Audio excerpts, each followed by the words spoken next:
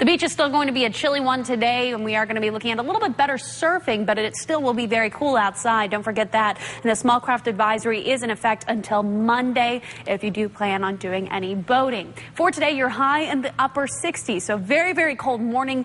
That sunshine will help us out a tad, but it'll still remain pretty cool around here. Then tonight, dropping down into the 50s. There is a slight chance of a shower just because of those easterly winds tonight.